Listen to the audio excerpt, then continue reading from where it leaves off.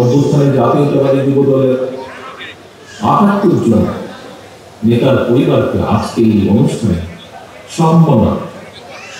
সম্মাননা জানানো হয়েছে। যুব দলের ৬ নেতাকে মরণোত্তর সম্মাননা স্মারক করা হয়েছে। আমি মনে করি আজকের এই অনুষ্ঠান শহীদ পরিবারকে সম্মাননা জানিয়ে আমরা আসলে সম্মানিত নিজেরা হয়েছি, কারণ এটি শহীদদের প্রতি, শহীদ পরিবারের প্রতি বাংলাদেশের ঋণ।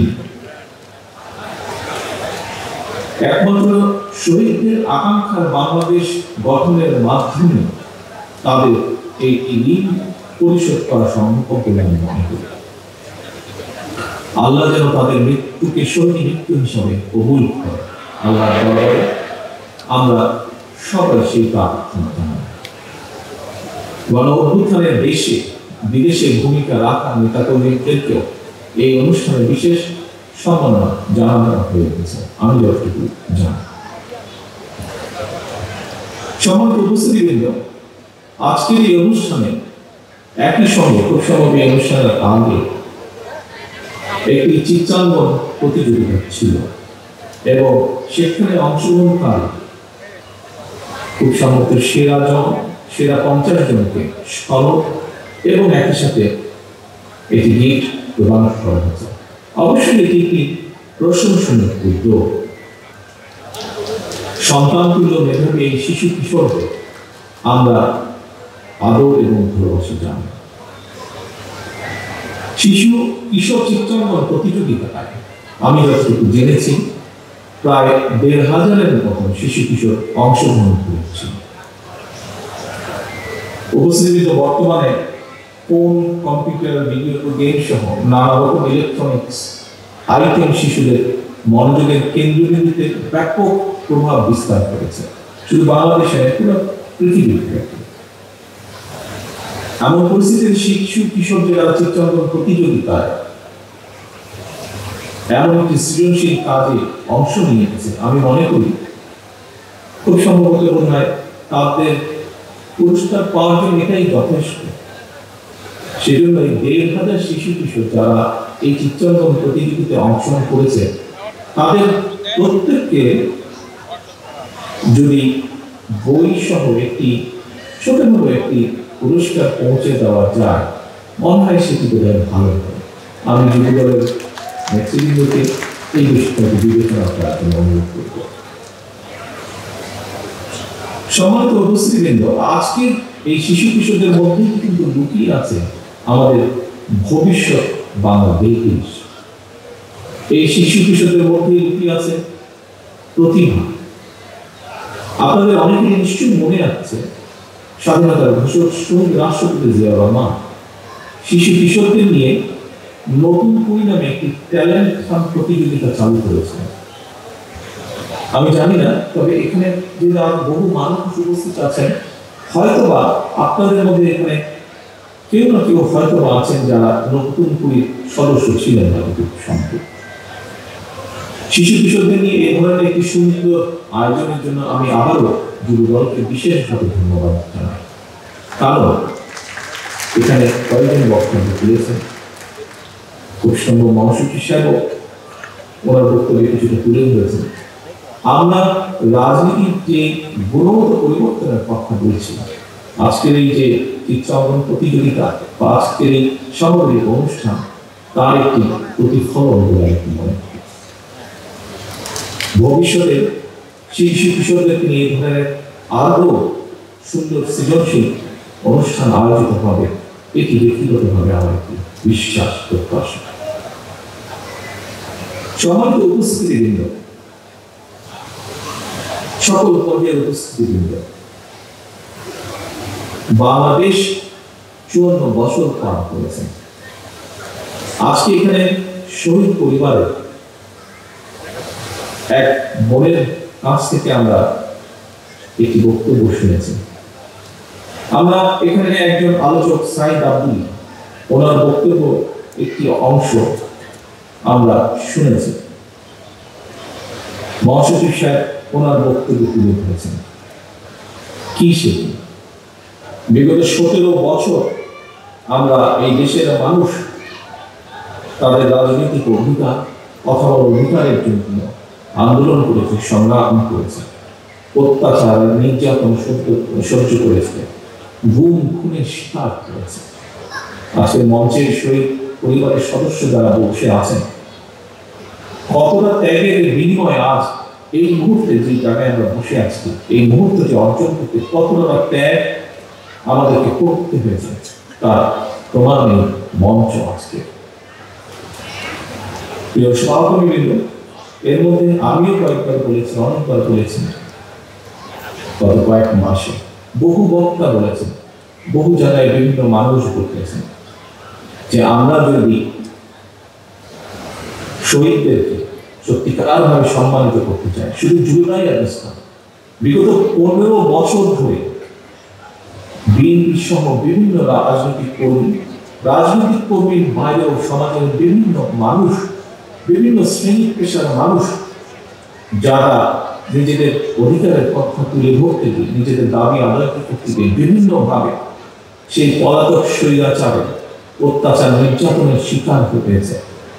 এই সকল মানুষগুলিকে, এই সকল শহীদদেরকে, এই সকল অত্যাচারিত মানুষ যারা বেঁচে আছেন, নির্যাতিত হয়েছেন, বেঁচে আছেন, প্রত্যেকের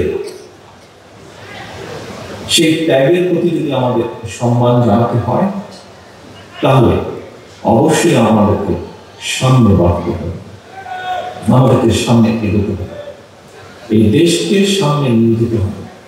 তাদেরকে শ্রদ্ধা করার একমাত্র উপায় হচ্ছে, আমি একজন রাজনৈতিক কর্মী হিসেবে বিশ্বাস করি, যে প্রত্যাশা নিয়ে তারা রাজপথে নেমে এসেছে, সেই প্রত্যাশা বাস্তবায়নের কাজ শুরু হয়। সেই প্রত্যাশা বাস্তবায়নের মাধ্যমে তাদেরকে সম্মান দেওয়ার একটি মাত্র উপায় আমি বিশ্বাস করি। প্রিয় সহকর্মীবৃন্দ, সম্মানিত উপস্থিতিবৃন্দ, পরিষ্কারভাবে একজন রাজনৈতিক কর্মী হিসাবে আমি যেমন বুঝি, পরিষ্কারভাবে এখানে প্রত্যেকটি মানুষ অনুধাবন করেন বাংলাদেশের জনগণ পরিবর্তন চায়। আর স্বপ্ন কিংবা প্রতিশ্রুতি নয়, জনগণের প্রতিশ্রুতির বাস্তবায়নের জন্য। এবং বাংলাদেশ জাতীয়তাবাদী দল বিএনপি জনগণের সেই আকাঙ্ক্ষাকে ধারণ করি আগামী দিনের রাজনৈতিক কর্মসূচি প্রণয়ন করছে, চেষ্টা করছে। আমরা আমাদের নেতা কর্মী, আমাদের দলের ভেতরে, দলের বাইরে বিভিন্ন বিশেষজ্ঞ যারা আছেন তাদের সাথে বিভিন্ন বিষয় আমরা আলোচনা করছি, কাজ করছি।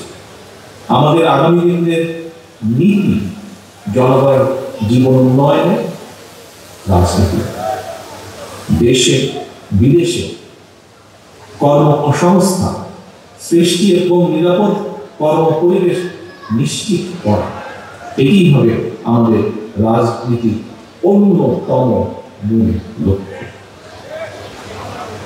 অর্থাৎ মানুষের ভোটের অধিকারকে যেমন নিশ্চিত করা, মানুষের বাক স্বাধীনতাকে যেমন নিশ্চিত করা, একই সাথে সমাজের, দেশের প্রত্যেকটি মানুষ যার যে যোগ্যতা, যার যে মেধা, সেই হিসাবে তাকে তার অবস্থান থেকে অর্থনৈতিক স্বাধীনতা স্বাবলম্বী করে গড়ে তোলা হবে। এবং সেই লক্ষ্যকে সামনে রেখে বিএনপির একাধিক টিম দেশের প্রতিটি সেক্টরকে নিয়ে গভীরভাবে কাজ করছে। সেই আলোকে কর্মসূচি বাস্তবায়নের প্ল্যান, প্রোগ্রাম বা কর্মসূচি আমরা পর্যায়ক্রমে তৈরি করছি। সম্মানিত উপস্থিতিবৃন্দ, আপনারা গতকাল এবং আজকের বিভিন্ন নিউজের মাধ্যমে দেখেছেন, হয়তো কেউ কেউ ফিজিক্যালি দেখেছেন, গতকাল শাহবাগে ছাত্র দলের, বাংলাদেশ জাতীয়তাবাদী ছাত্র দলের একটি সভা ছিল।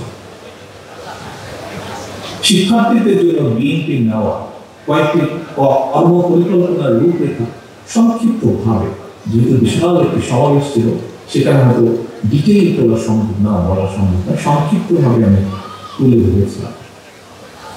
দেশের যুব সমাজ ছাত্র এবং যুব সমাজ যারা দেশকে আগামী দিনে এগিয়ে নেবে, যারা দেশকে আগামী দিনে গড়ে তুলবে, যারা দেশকে গড়ে তোলার সক্ষম রাখে, দেশের সেই যুব সমাজের কর্মসংস্থান এবং তাদের নিয়ে বিএনপির কয়েকটি কর্ম পরিকল্পনার কথা যুবদলের আজকের এই সমাবেশের মাধ্যমে সারা দেশের যুব সমাজের সামনে আমি সংক্ষিপ্তভাবে তুলে ধরতে চাই।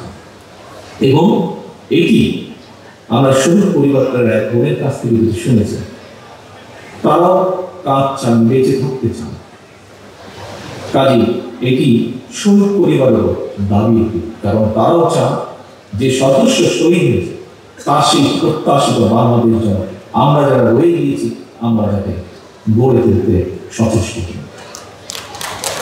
সমাজ অতিথিবৃন্দ, দেশের মোট যুব সংখ্যা, দেশের মোট জনসংখ্যার 1/3 বেশি। যুব সংখ্যার সবাই বেকার নয়, তবে আশ্চর্যের বিষয় হল যুব সমাজের বেকারদের বেশিরভাগ হল শিক্ষিত বেকার। ব্যক্তিগতভাবে আমি মনে করি, এবং আমার সাথে হয়তো অনেকেই আপনারা একমত হবে, শিক্ষিত বেকার সৃষ্টির পেছনে নানা কারণের মধ্যে আমাদের বিদ্যমান শিক্ষা কারিকুলাম অন্যতম একটি কারণ। তবে অবশ্যই সময়ের সঙ্গে তাল মিলিয়ে শিক্ষা কারিকুলাম সংস্কার না করার জন্য রাজনীতি এবং রাষ্ট্র পরিচালনার সাথে যারা জড়িত আমি মনে করি আমরা কেউ থেকে দায় এড়াতে পারি না। এমন বাস্তবতায় কর্মমুখী শিক্ষা কারিকুলাম প্রণয়ন এবং বাস্তবায়নের জন্য বিএনপির উদ্যোগে এর ভিতরে একটি বিশেষজ্ঞ টিম কাজ করছে, যার ভিতরে আমাদের দলের সাথে সরাসরি সম্পৃক্ত আছেন, এরকম সদস্য আছেন, আবার দলের সাথে সম্পৃক্ত নন, কিন্তু এই বিষয়ে যাদের অভিজ্ঞতা আছে, এক্সপার্টিজ আছে, এরকম মানুষও সেই টিমের মধ্যে কাজ করছেন। শিক্ষা কারিকুলামের স্কুল পর্যায় থেকে বিশ্ববিদ্যালয় পর্যায় পর্যন্ত একাডেমিক স্টাডির পাশাপাশি ব্যবহারিক এবং কারিগরি শিক্ষা কিভাবে অন্তর্ভুক্ত করা যায় সে ব্যাপারে মোটামুটি কাজ এগিয়ে দিয়েছেন, এবং এটি আমাদের পরিকল্পনা। সমস্ত উপস্থিতি শুধুমাত্র শিক্ষা ক্ষেত্রেই নয়, ইনশাআল্লাহ জনগণের রায় বিএনপি রাষ্ট্র পরিচালনার দায়িত্ব পেলে আগামী দিন জনগণের জীবনমানের উন্নয়নের লক্ষ্যে নারী পুরুষ সবার জন্য নৈতিক মূল্যবোধ সমৃদ্ধ কর্মমুখী শিক্ষা ব্যবস্থা চালু, গ্রামীণ উন্নয়নে তথ্য প্রযুক্তির সর্বোচ্চ ব্যবহার, ক্ষুদ্র ও কুটির শিল্পের বিকাশ পরিকল্পনা, আমাদের ব্যাপক প্রশিক্ষণ কর্মসূচি চালু, দক্ষ জনশক্তির রপ্তানি সহ। এই মুহূর্তে জনশক্তির রপ্তানি প্রচুর মানুষ বিদেশে আছে, তবে দুঃখজনকভাবে যেই জনশক্তি বিদেশে আছেন অধিকাংশ নন টেকনিক্যাল আমাদের, এবং এই জনশক্তিকে যেটি যাচ্ছে তাদেরকে প্রশিক্ষণের মাধ্যমে স্কিল লেবার তৈরির মাধ্যমে দেশের প্রত্যেকটি সেক্টরকে নিয়ে বিএনপির বিভিন্ন টিম এর মধ্যে সুনির্দিষ্ট পরিকল্পনা তৈরি কাজ করছে। গতকাল আমি বলেছি, আজও আপনাদের সামনে আমি আবারও তুলে ধরতে চাই, কি সেটি আমাজন, ইবে কিংবা আলিবাবার মতন যে বিখ্যাত অনলাইন বিজনেস প্ল্যাটফর্ম আছে, বাংলাদেশে উৎপাদিত ক্ষুদ্র এবং কুটির শিল্প পণ্য সরবরাহের সুযোগ রয়েছে এইসব প্ল্যাটফর্ম। এই সুযোগ এবং সম্ভাবনাকে কাজে লাগিয়ে দেশে ক্ষুদ্র এবং কুটির শিল্পের উৎপাদন এবং বিপণন কিভাবে করা যায় সেই ব্যাপারে আমরা আমাদের পরিকল্পনাগুলো প্ল্যানিংগুলো আমরা তৈরি করছি। কারণ এখানে একটি বিষয়ের উপরে আমাদেরকে এইভাবে বিবেচনা করতে হবে। সম্মানিত উপস্থিতিবৃন্দ, বাংলাদেশ একটি জনবহুল দেশ।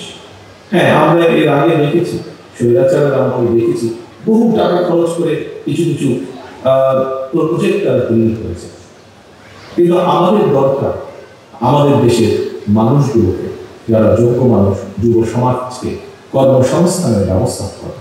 কাজে বহু বড় একটি প্রকল্প করার চাই।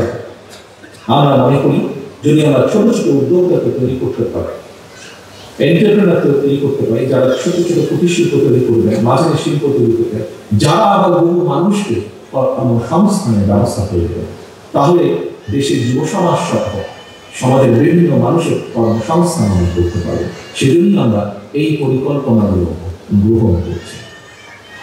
সম্মানিত উপস্থিতিবৃন্দ, নারী কিংবা পুরুষ যারাই ব্যক্তি উদ্যোগ কিংবা গ্রুপ ভিত্তিক প্রচেষ্টায় ক্ষুদ্র এবং কুটির শিল্পের উৎপাদন অথবা উদ্যোক্তা তরুণ যুবকদের স্টার্টআপ বিজনেস চালু উদ্যোগ গ্রহণ করবেন, আমরা ইনশাআল্লাহ সরকার গঠনে সক্ষম হলে এদেরকে আমরা রাষ্ট্রীয়ভাবে অর্থনৈতিক বা আর্থিক সহায়তা প্রদানের বিষয়টি কিভাবে করা যায় সে ব্যাপারে আমরা কাজ করছি, আমাদের টিম এর ব্যাপারে কাজ করছি।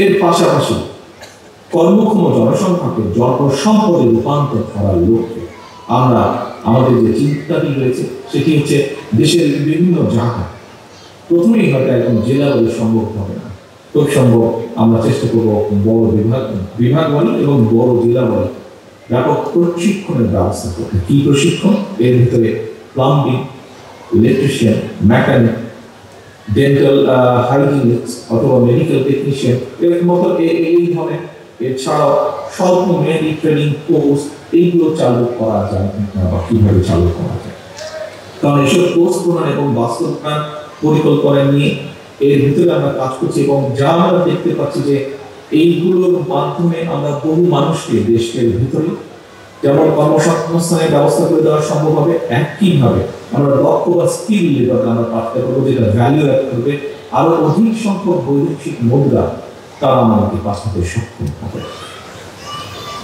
সম্মানিত উপস্থিতিবৃন্দ, বিশ্বায়নের বর্তমান সময়ে দক্ষ মানুষের জন্য অনেক দেশি সম্ভাবনার সকল দরজা কিন্তু খোলা, তবে এই সুযোগকে যদি আমাদের দেশের সন্তানদেরকে, আমাদের দেশের মানুষকে কাজে লাগাতে হয় তাহলে ভাষা জানা থাকাটা খুব জরুরি প্রয়োজন। এই কারণে স্কুলের শিক্ষার্থীদের পাশাপাশি আগ্রহী তরুণ যারা স্কুলের গণ্ডি পেরিয়ে এসেছেন বা ইন্টারমিডিয়েটের গণ্ডি বা ডিগ্রির গণ্ডি পেরিয়ে এসেছেন, এরকম বহু তরুণ আছেন যাদের কর্মসংস্থানের প্রয়োজন, যুবকদের কর্মসংস্থানের প্রয়োজন, তিনি শিক্ষা গণ্ডি পেরিয়ে এসেছেন।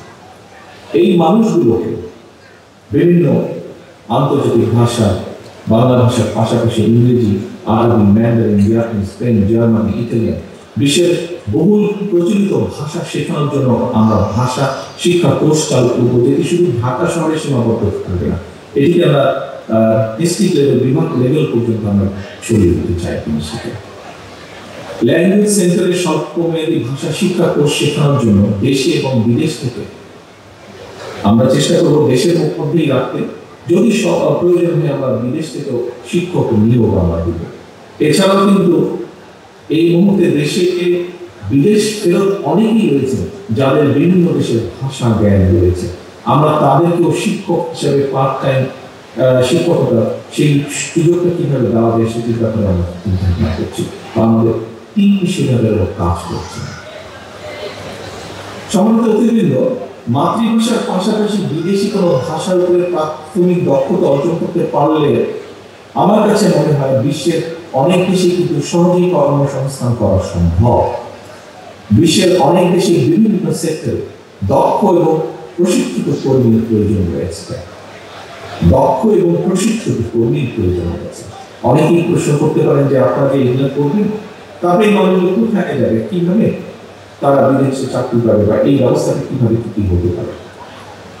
আমরা এর মধ্যে কাজ করছি যে প্রয়োজনে বাংলাদেশের দূতাবাসগুলোর মাধ্যমে সংশ্লিষ্ট দেশের চাহিদা, যেমন ধরুন জাপানে আগামী 5 থেকে 10 বছর জাপানে কি কি ধরনের মানুষের প্রয়োজন আছে সেটি আমরা আমাদের দূতাবাসগুলোর মাধ্যমে এই ইনফরমেশন ডাটাগুলো আমরা জোগাড় করার চেষ্টা করবো এবং ঠিক সেইভাবে আমরা সেই মোতাবেক আমরা আমাদের সেই মানুষগুলো ধরেন আগামী 10 বছর জাপানে হয়তো 10 লক্ষ শ্রমিক নিবে বিভিন্ন ক্যাটাগরি, আমরা ঠিক সেভাবে করে আমাদের 10 লক্ষ মানুষকে আমরা তৈরি করব।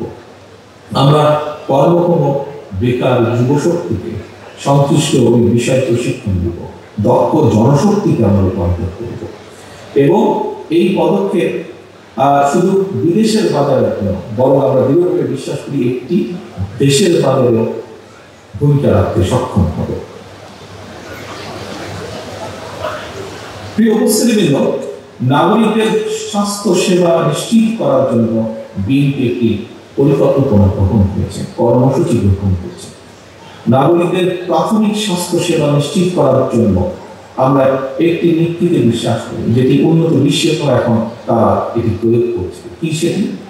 এক লাইনে যদি বলতে হয়, সেটি হচ্ছে প্রতিকারের চেয়ে প্রতিরোধ উত্তম। অর্থাৎ একজন মানুষ অসুস্থ হয়ে গেলে কিন্তু তার পেছনে খরচ অনেক বেশি, সেটি পরিবারের খরচ হোক, সেটি রাষ্ট্রের খরচ হোক। কিন্তু কিছু কিছু নলেজের মাধ্যমে, কিছু ইনফরমেশনের মাধ্যমে যদি একজন মানুষ সুস্থ থাকতে পারেন, তাহলে কোনো কারণে যদি অসুস্থ হয়ে যায় কেউ, বরঞ্চ সেই মানুষটিকে ডাক্তার, নার্স বা সরকার বা সরকারের পক্ষ থেকে যদি হেলথের জন্য যে রিসোর্স থাকে, সেগুলিকেও চাপ কম করবে। সেজন্যই আমরা যেতে চাইছি একটি স্লোগানে এবং সেই নীতিতে প্রতিকারের চেয়ে প্রতিরোধী উত্তম। এই নীতিমালার উপরে ভিত্তি করে আমরা আমাদের স্বাস্থ্য বিষয় সংক্রান্ত পুরো প্ল্যানিংটাকে আমরা সাজাতে চাচ্ছি। এই ক্ষেত্রে আমি দেশের যুব নারী সমাজের দৃষ্টি আকর্ষণ করে বলতে চাই যে জনগণের রায় ইনশাল্লাহ বিএনপি রাষ্ট্র পরিচালনার সুযোগ পেলে নাগরিকদের স্বাস্থ্য সেবা নিশ্চিত করার জন্য বিএনপি একটু আগে কি বললাম, আমাদের স্বাস্থ্য সেবাকে সাজাচ্ছি আমরা সমগ্র বাংলাদেশের ইউনিয়ন পর্যায়ে এবং চেষ্টা করবো আমরা গ্রাম পর্যায়ে যাওয়ার জন্য হেলথ কেয়ার ওয়ার্কার নিয়োগের পরিকল্পনা করেছি। এবং এই হেলথ কেয়ার যে আমরা নিয়োগ করবো, এর শতকরা 80% হবে যুব সমাজের মধ্যে থেকে নারী সদস্য যারা পাবে।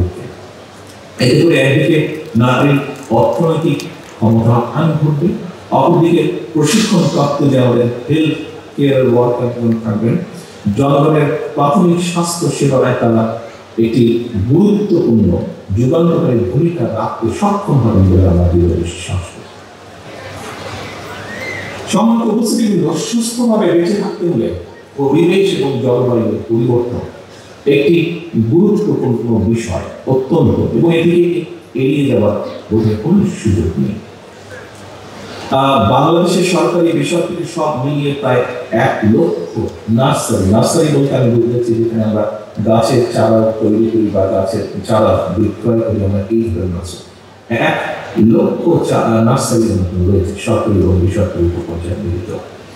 এইসব নার্সারিগুলোতে বর্ষার সময় যদি আমরা বাদ দিই, বর্ষার সময় গাছ লাগানোর সময় এটিকে যদি আমরা বাদ দিই, বা বাকি যে 8 মাস 7 মাস সময় থেকে সেই সময় আমরা চারা উৎপাদন করি এবং এই উৎপাদিত চারা দিয়ে পরিবেশের উন্নয়নের জন্য, পরিবেশের ব্যালেন্স রক্ষা করার জন্য ইনশাল্লাহ 5 বছরে আমাদের লক্ষ্য হচ্ছে 25 থেকে 30 কোটি গাছ লাগানো।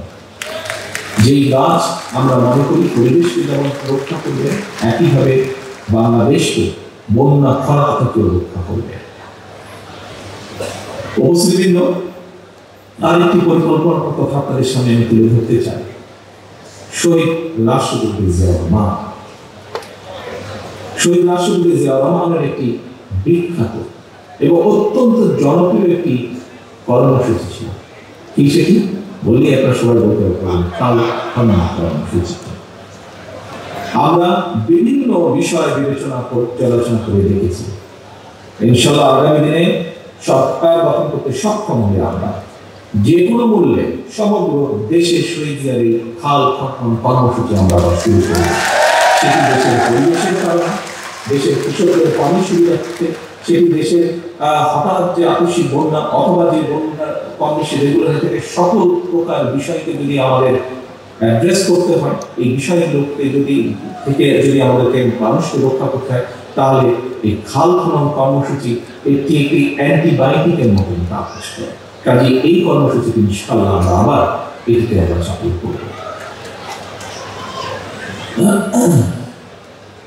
যুব দলের প্রিয় ভাই বোনেরা যারা আমার সামনে আছেন, আপনারা এবং এখানে মিডিয়ার ভাইরা আছেন, তাদের মাধ্যমে সারা দেশে অন্যান্য নেতা কর্মী সমর্থক সহ যুব দলের ভাই বোনেরা দেখছেন আমাকে এই অনুষ্ঠান অনলাইনের মাধ্যমে এবং নিউজের মাধ্যমে।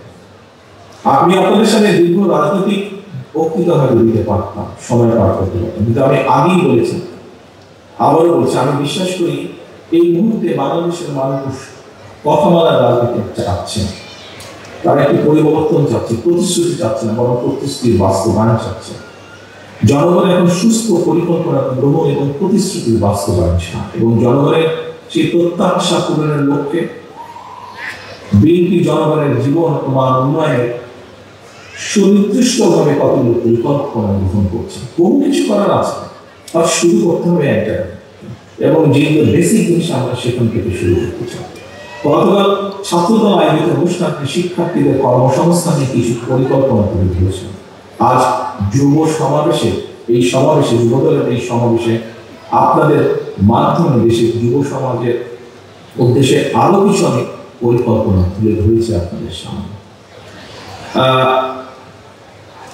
এই পরিকল্পনাগুলো বাস্তবায়নের জন্য কিন্তু প্রয়োজন আমাদের জনগণের সমর্থন।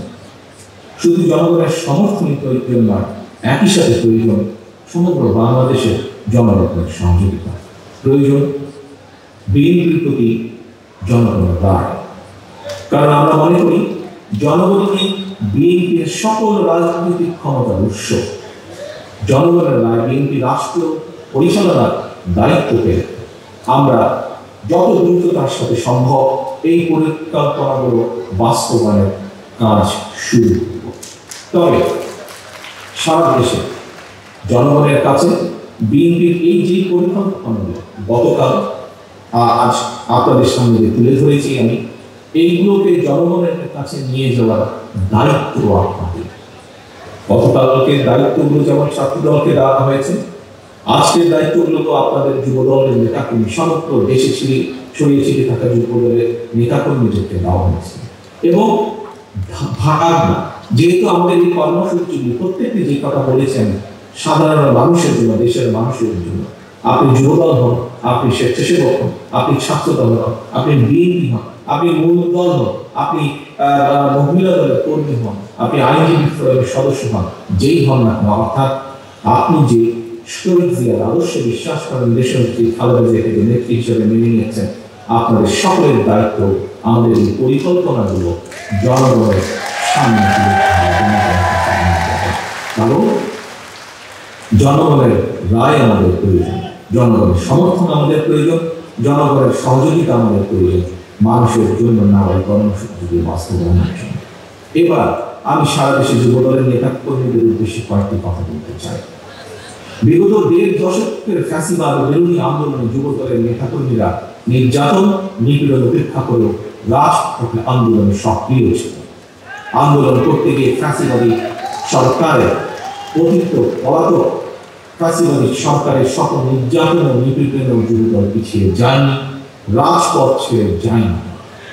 শুধুমাত্র জুলাই আগস্টের গণ অভ্যুত্থানে যুবদলের ৭৮ জন নেতাকর্মী শহীদ হয়েছেন। জনগণ আপনাদের সঙ্গে ছিল, আপনাদের প্রতি জনগণের বিশ্বাস ছিল। এ কারণেই আপনারা সাহসের সঙ্গে প্রতিরোধ গড়ে তুলতে পেরেছেন। সুতরাং আপনাদের প্রতি জনগণের সেই আস্থা ও বিশ্বাস ধরে রাখুন। মনে রাখবেন, জনগণের আস্থা অর্জন করতে পারলে আপনি নেতা, জনগণ প্রত্যাখ্যান করলে আপনি নন। প্রিয় সহকর্মীবৃন্দ, আমি আবারও বলছি, জনগণের আস্থা অর্জন করতে পারলে আপনি নেতা, জনগণ প্রত্যাখ্যান করলে আপনি নেতা নন। একজন রাজনৈতিক কর্মী হিসাবে আমার কয়েক দশকের রাজনৈতিক অভিজ্ঞতার আলোকে একটি বিষয় আপনাদের মনোযোগ আকর্ষণ করতে চাই। কি সেটি হলো, দয়া করে আমার এই অভিজ্ঞতাটি মন দিয়ে শুনবেন, খুব সংক্ষিপ্ত। সেই অভিজ্ঞতাটি কি সেটি হলো, প্রশাসনিক সহায়তায় নেতৃত্ব হয়তো প্রদর্শন করা যায়, কিন্তু জনগণ সহায়তা করলে নেতৃত্ব দেওয়া যায়। আমি আবারও বলছি আমার অভিজ্ঞতাটি যুবদল সহ সকল পর্যায়ের নেতা কর্মীদেরকে, প্রশাসনিক সহায়তায় নেতৃত্ব হয়তো প্রদর্শন করা যায়, কিন্তু জনগণ সহায়তা করলে নেতৃত্ব দেওয়া যায়। মনে রাখবেন, আপনাদের প্রতি জনগণের সমর্থন থাকার কারণে পলাতক স্বৈরাচারের প্রশাসন কিংবা আইন শৃঙ্খলা বাহিনী আপনাদেরকে যুবদলের নেতাকর্মী সমর্থকদেরকে রাজপথ থেকে দূরে রাখতে পারে। সুতরাং আপনাদের প্রতি আমার আহ্বান, জনগণের আস্থায় থাকুন, জনগণকে রাখুন। আল্লাহ হাফেজ। বাংলাদেশ জিন্দাবাদ, বাংলাদেশ জাতীয়